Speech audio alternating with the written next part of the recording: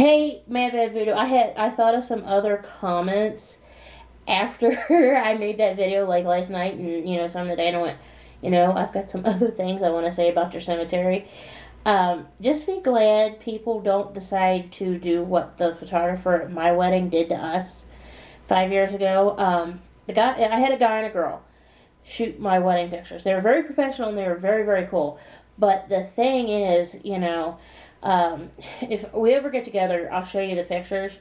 But seriously, the guy photographer come to me and said, "Hey, look, can we take pictures outside?" Well, it was a nice, 80-degree day and it was sunny and blah blah blah.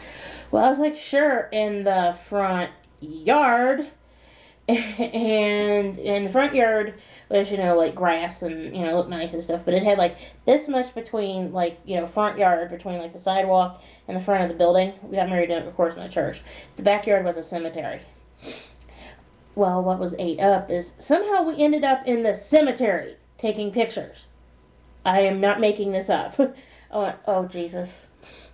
The pictures come back, and no joke, like, if you're looking, like, here's us in the middle. Like, down here in front's a headstone. Out back here, behind my matron of honor, who's my dad's half-sister and my best friend, is another big one. But, like, in the picture, it looked like it was this tall. But I was going, oh, God.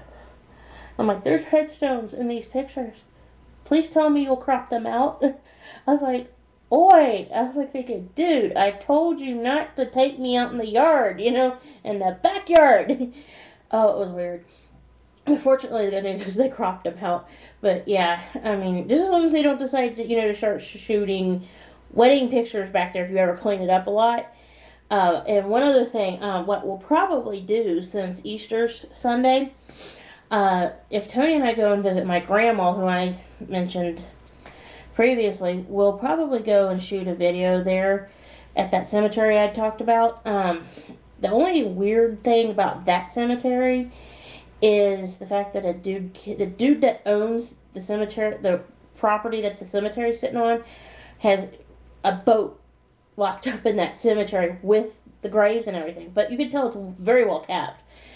He's got, like a very high wrought iron fence and pine trees, like, around the, kind of make it private.